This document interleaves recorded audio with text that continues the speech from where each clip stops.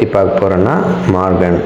Director Leo John Paul, music director and actor Vijay Antony, Ajay Dhishan, Brigida, Mahanadhi Shankar, Samuthirakani, Deepshikha, Archana Kumar, Ramachandran Durairaj மற்றும் பலர் நடிச்சிருக்காங்க.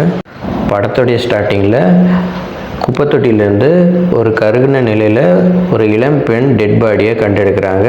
இந்த விஷயத்தை தெரிஞ்ச மும்பையில் இருக்கிற போலீஸ் இன்ஸ்பெக்டரான விஜய் ஆண்டனி இந்த கேஸை நான் தான் எடுப்பேன்னு மும்பையிலேருந்து சென்னைக்கு வந்துடுறாரு.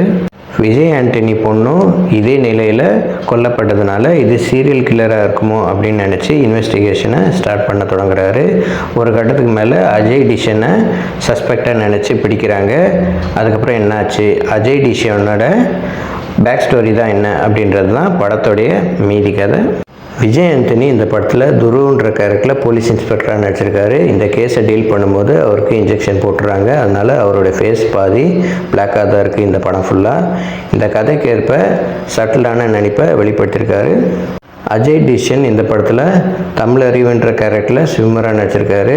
ஒரு சில சீனில் தண்ணிக்குள்ளே போய் இருக்கிற மாதிரி சீனில் ரொம்ப ரிஸ்க் எடுத்து நடிச்சிருக்காரு. ரொம்ப நல்லாவே நடிச்சிருக்காரு.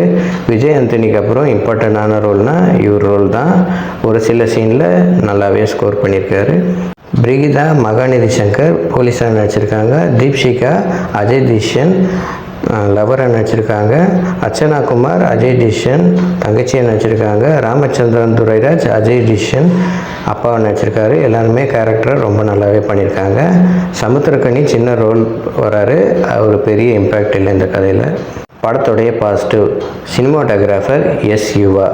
இந்த படம் க்ரைம் அண்ட் சஸ்பென்ஸ் த்ரில்லர் அப்படின்றதுனால நைட்டில் ஸ்ட்ரீட் லைட்லாம் எடுத்திருக்காங்க. அந்த சீன்லாம் ரொம்ப நல்லாவே எடுத்திருக்காரு. அப்புறம் இந்த படம் 2 hours 12 minutes ஓடுது. இந்த படத்தை ரொம்ப ஷார்ட்டாக ரொம்ப நல்லாவே எடுத்து முடிச்சிட்டாங்க. படத்தோட நெகட்டிவ், அஜய் டிஷனுக்கு ஃப்ளாஷ்பேக் போர்ஷன் காட்டுறாங்க. தீப்ஷிகாவோட லவ் சீன்ஸ் காட்டிட்டு வராங்க. இந்த சீன்லாம் எந்த விதத்தில் படத்துக்கு வலு சேர்க்குதுன்னு எனக்கு தெரியல. அஜய் டிஷனுக்கு ஒரு எக்ஸ்ட்ரானரி மெமரி பவர் இருக்கிற மாதிரி காட்டுறாங்க. தண்ணிக்குள்ளே போய் இருந்து மெமரைஸ் பண்ணிடுறாரு. அதுக்கு ஒரு சின்ன ஃப்ளாஷ்பேக் போர்ஷன் காட்டுறாங்க. ஓலைச்சுவடிலாம் படித்து அவருக்கு பவர் வந்தது மாதிரி சொல்கிறாங்க. இப்போது க்ரைம் த்ரில்லராக ஆரம்பித்த கதை ஃபேண்டசி மூவியாக மாறிடுச்சு. இந்த கேரக்டர் கதைக்கேற்ப வடிவமைச்சிருக்குன்னு புரியுது. ஆனால் இந்த படம் க்ரைம் த்ரில்லர். படத்தோட எண்டில் வில்லனை காட்டுறாங்க. அவருக்கு அடியெல்லாம் வச்சுருக்காங்க. அது எதுக்குன்னு எனக்கு எதுவும் புரியல. டைரக்டர் லியோ ஜான் பால். இதுக்கு முன்னாடி அவர் எடிட்டராக இருந்திருக்காரு. இந்த மூவி தான் ஃபஸ்ட் மூவி. இந்த மூவி க்ரைம் சஸ்பென்ஸ் த்ரில்லராக ட்ரை பண்ணியிருக்காரு. அதில் ஓரளவுக்கு வெற்றியாக அடைஞ்சிருக்காரு. லாஸ்ட்டு 20 to 25 minutes ரொம்ப நல்லாவே எங்கேஜிங்காகவே கொண்டு போயிட்டார். படத்துடைய மியூசிக் டைரக்டரும் விஜய் ஆண்டனி தான். இந்த படம் க்ரைம் த்ரில்லர் அப்படின்றதுனால அதுக்கேற்ற மாதிரி பிஜிஎம் போட்டிருக்காரு. ரொம்ப நல்லாவே பண்ணியிருக்காரு. சொல்லிடுமா அப்படின்ற ஒரு சாங் போட்டிருக்காரு. அவர் ஸ்டைலில் ரொம்ப நல்லாவே பண்ணியிருக்காருன்னு சொல்லலாம். படத்துடைய ப்ளஸ், அஜய் டிஷன் இந்த படத்தில் டெபியூ பண்ணியிருக்காரு. ரொம்ப நல்லாவே நடிச்சிருக்காரு. அடுத்த ப்ளஸ் விஜய் ஆண்டனி. விஜய் ஆண்டனி ரீசெண்ட் இயர்ஸில் நடித்த படம் எல்லாமே ஃப்ளாப் தான். இந்த ஜேனர் க்ரைம் சஸ்பென்ஸ் த்ரில்லர் ஜேனரில் கொலைகாரன் நடித்தார். அந்த படம் ஹிட்டு தான்.